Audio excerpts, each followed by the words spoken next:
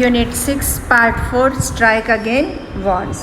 Strike against વોર્સમાં આપણે આગળ જોયું કે હેલન કેલર પોતાની સ્પીચની અંદર કઈ રીતે કામદારોને પોતાના હક માટે જાગૃત કરે છે અને તેમની જે પરિસ્થિતિ છે એનાથી એમને સભાન કરે છે કે અગર તમારે આ પરિસ્થિતિમાં બદલાવ લાવવો હોય તો તમારે તમારી જાતે જ અવાજ ઉઠાવવો પડશે.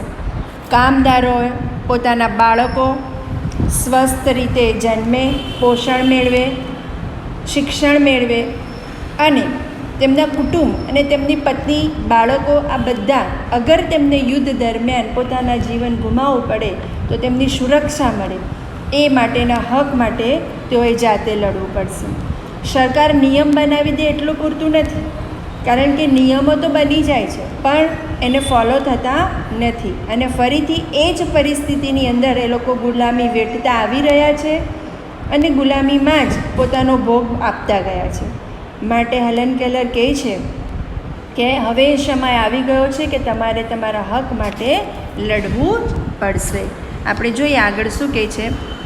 અહીંયાથી આપણું બાકી હતું. The German found out years ago that they could not raise good soldiers in the slums, so they abolished the slums. વર્ષો પહેલાં જર્મન જાતિના જે લોકો હતા એમને એવું લાગ્યું કે ઝૂંપડપટ્ટીમાંથી સારા સૈનિકો મેળવી શકાય નહીં. સ્લમ્સ એટલે ઝૂંપડપટ્ટી.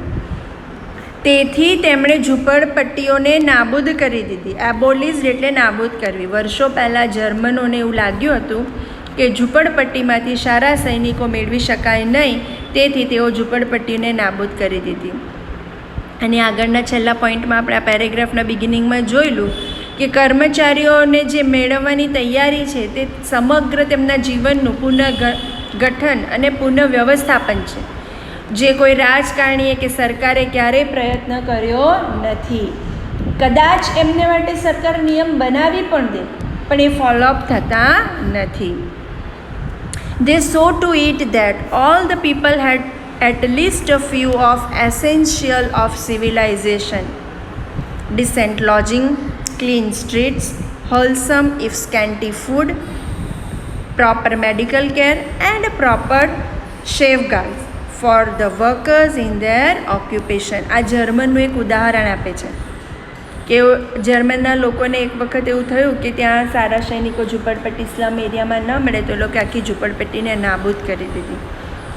તેમણે they saw to it that all the people, તેમણે એ પણ ધ્યાનમાં લીધું કે બધા લોકોને સભ્યતાના થોડા પાયાના હકો મળવા જોઈએ. At least few of the essential of civilization, માનવ સભ્યતાના પાયાના હક મળવા જોઈએ, જેવા કે ડિસન્ટ લોજિંગ એટલે કે આરોગ્યવાળું ભોજન, ક્લીન સ્ટ્રીટ્સ ચોખ્ખી સ્વચ્છ શેરીઓ, હોલસમ ઇફ સ્કેન્ટી ફૂડ આરોગ્યદાયક, ઓછું હોય તો ચાલે પણ આરોગ્યદાયક ભોજન,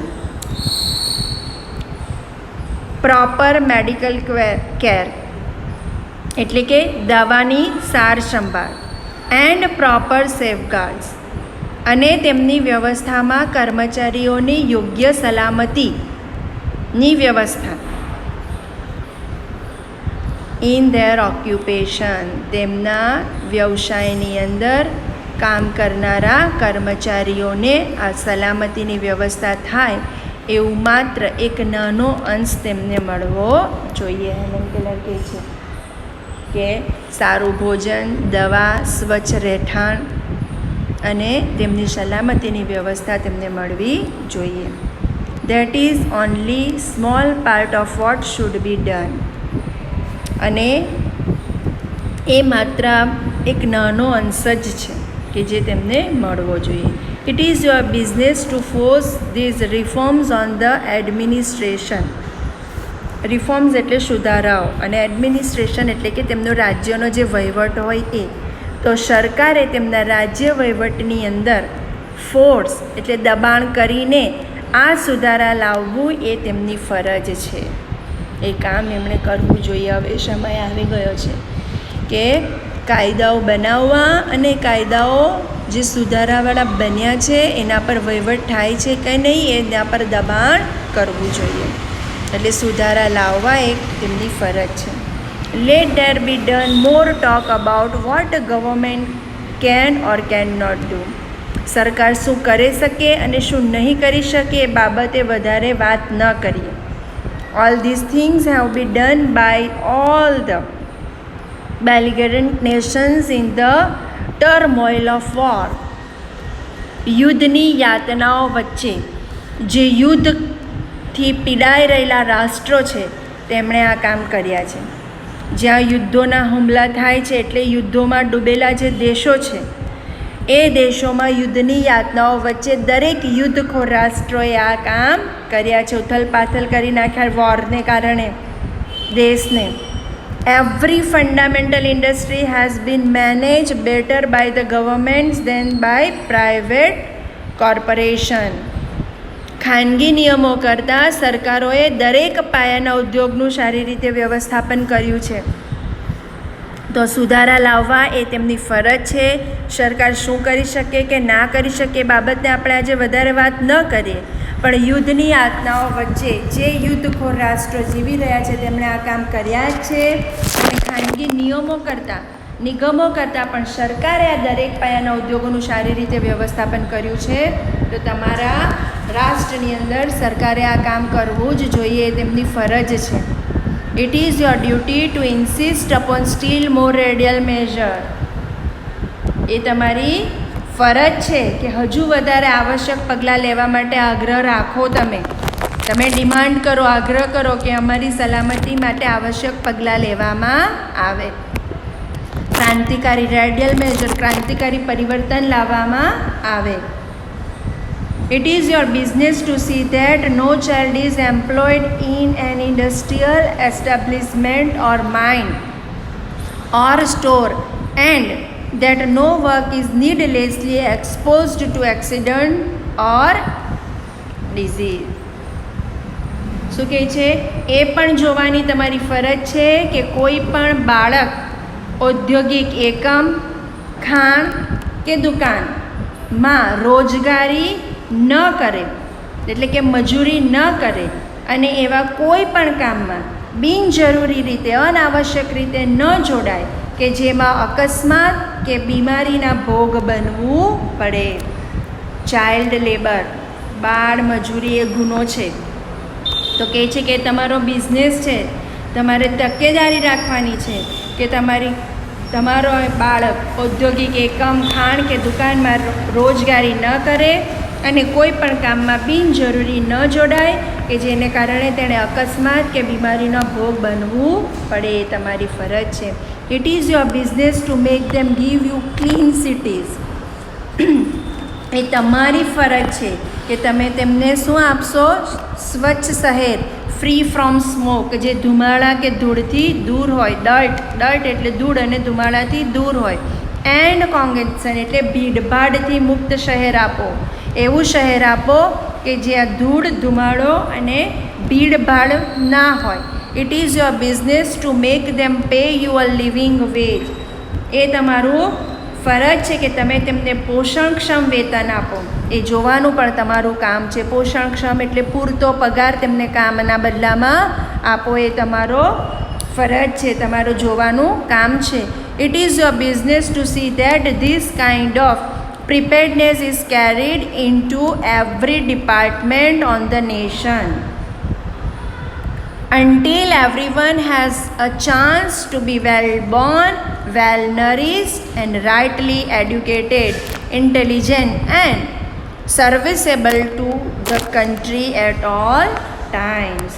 જ્યાં સુધી કાયમ માટે દરેક વ્યક્તિને, દરેક રાષ્ટ્રના દરેક વિભાગમાં આ પ્રકારની અમલમાં મૂકી શકાય એવી સુસજ્જતા મળી રહે જોવાનું કામ તમારું છે. કઈ તો એ સારી રીતે જન્મે, સુપોષિત થાય, નરિસ્ડ એટલે પોષણવાળો થાય, રાઇટલી એડ્યુકેટેડ એટલે શિક્ષિત બને, ઇન્ટેલિજન્ટ એટલે હોશિયાર કે સમજદાર બને અને દેશ સેવા કરવા માટે હંમેશા તત્પર બને, રાષ્ટ્ર માટે ત્યાં સુધી બધા જ કાયદા કાનૂન અને સંસ્થાએ શાંતિ આપવા માટે પ્રયત્ન કરવાના છે. જોવાની પણ તમારી ફરજ છે. Strike against all ordinance and law and institutions that continue the charter of peace and the cruelty of war. બરાબર. શું કહેવા માંગે છે કે હોશિયાર અને સમજદાર દેશ સેવાને યોગ્ય ન બને ત્યાં સુધી કાયદા અને કાનૂન અને સંસ્થાને શાંતિ અને યુદ્ધની ક્રૂરતા લાવે તેમને તોડી પાડો. બરાબર. જ્યાં સુધી આ બધી તમને જે ફેસિલિટી છે ના મળે. ફરીથી એકવાર આપણે જોઈએ કે તેઓ તેમને પોષણક્ષમ વેતન આપે, ધૂળ ધુમાડાવાળા કે ગંદકી કે ભીડભાડવાળા શહેરોથી દૂર રાખે અને મુક્ત શહેર આપે, એ જોવાનું કામ તમારું છે. જ્યાં સુધી કાયમી ધોરણે દરેક વ્યક્તિને રાષ્ટ્રના દરેક વિભાગમાં આ પ્રકારના હક ન મળે એ જોવાનું કામ પણ તમારું છે. એ સારી રીતે જન્મે, સુપોષિત એટલે કે યોગ્ય પોષણવાળો બને, યોગ્ય શિક્ષિત બને, હોશિયાર બને અને દેશ સેવાને યોગ્ય ન બને ત્યાં સુધી બધા જ કાયદા કાનૂન અને સંસ્થાઓને કે જે શાંતિ તોડે, બરાબર, શાંતિમાં વિક્ષેપ નાખે એવા યુદ્ધની ક્રૂરતા લાવે તેમને તોડી પાડો. અહીંયા લખ્યું છે કે strike against all the ordnance, એવી બધી તાનાશાહીઓ તેની સામે હડતાળ કરો કે જે શાંતિને તોડે અને સંસ્થાઓને નિયમોને તોડે અને યુદ્ધ માટે ક્રૂરતા લાવે તે બધાને તોડી પાડો. જે શાંતિને તોડે, યુદ્ધ લાવે, ક્રુઅલ્ટી લાવે એવા નિયમોને તોડો અને તમારી સલામતી થાય, તમને શુદ્ધ શહેર મળે, પોષણક્ષમ વેતન મળે એ માટેના પ્રયત્ન કરાવો. Strike against war, for without you no battle can be fought. એ લોકોને અહેસાસ કરાવો કે તમારા વગર આ યુદ્ધની અંદર લડવું નામુમકિન છે, સરળ નથી.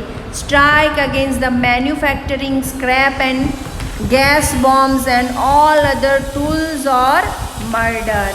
એની સામે તમે હડતાળ કરો કે જે લોકોને મોતને ઘાટ ઉતારતા ગેસ બોમ્બ અને અન્ય વિનાશક સાધનો બનાવવાના ઉત્પાદનોને, એકમોને પણ તેઓ તોડી પાડો. સ્ટ્રાઇક કરો કે આ બધા એકમોની અંદર કામ કરવું એ સરળ નથી, કે જ્યાં મોતને હાથમાં લઈને કામ કરવું પડે છે. Strike against the preparedness that means death and misery to millions of the human beings. લાખો માનવો માટે મોત અને યાતના લાવનાર એ સજ્જતાઓને પણ તોડી નાખો, તોડી પાડો. એની સામે પણ હડતાળ કરો. તોડી પાડો એટલે કે હડતાળ કરો. બી નોટ ડમ, મૂંગા બેસશો નહીં. ઓબિડિયન્ટ સ્લેવ ઇન એન્ડ, આજ્ઞાંકિત ગુલામની જેમ મૂંગા બેસશો નહીં. આર્મી ઓફ ડિસ્ટ્રક્શન, તમારે કેવી સૈન્ય બનાવવાની છે? વિનાશકારી જે આ લશ્કરમાં છે, તમે જો મૂક બનીને બેસી રહેશો નહીં, આજ્ઞાકારી બનશો નહીં. આર્મી ઓફ ડિસ્ટ્રક્શન એટલે કે આ વિસર્જનના, આ વિનાશકારી લશ્કરની અંદર તમે આજ્ઞાનકારી ગુલામની જેમ ડમ એટલે કે મૂંગા બેસી રહેશો નહીં. Be heroes in an army of construction. Construction એટલે કે નવું સર્જન કરવું, નવા લશ્કરની સર્જન કરવાના તમે હીરો એટલે કે નાયક બનો. કોને કહે છે? આ કામદાર વર્ગને, કે તમે લોકોને બધો અહેસાસ કરાવો કે આ બધું કામ તમારા વગર શક્ય નથી. સ્ટ્રાઇક કરો એ તાનાશાહી સામે, સ્ટ્રાઇક કરો એ નિયમોને સંસ્થા સામે કે જ્યાં યુદ્ધની ક્રૂરતા અને કતલ છે. સ્ટ્રાઇક કરો એની સામે કે તમારા વિના યુદ્ધમાં લડવું શક્ય નથી. સ્ટ્રાઇક કરો એની સામે કે આ ઓજારો અને ગેસના જે બોમ્બ બનાવવામાં આવે છે એ જે મોતને ઘાટ ઉતારી દે, બરાબર, એવા વિનાશક અન્ય વિનાશક સાધનો બનાવવાના ઉત્પાદન કરવા સરળ નથી. નહીં તો એ એકમોને તોડી નાખો એટલે એની સામે હડતાળ કરો. એટલું જ નહીં, લાખો માનવોને અહીંયા આપ્યું છે મીન્સ ડેથ એન્ડ મિઝરી, લાખો માનવોના મોત અને મિઝરી એટલે કે દુઃખ અથવા તો યાતના લાવનાર જે આ લાખો મિલિયન્સ ઓફ હ્યુમન બીઝ લાખો માનવોની યાતના એટલે દુઃખ અને ડેથ એટલે મૃત્યુ લાવનારાઓ જે છે એ સજ્જતાઓને તોડી નાખો, એની સામે તોડી નાખો એટલે કે સ્ટ્રાઇક કરો. એક વિનાશકારી લશ્કરની આર્મીની અંદર આજ્ઞાનકારી ગુલામની જેમ મૂંગા બનશો નહીં. હવે જો મૂંગા રહ્યા તો તમારું જીવન જીવવું મુશ્કેલ થઈ જશે. તમે તમારું નવું સૈન્ય બનાવો અને એ સર્જનના લશ્કરના તમે હીરો બનો.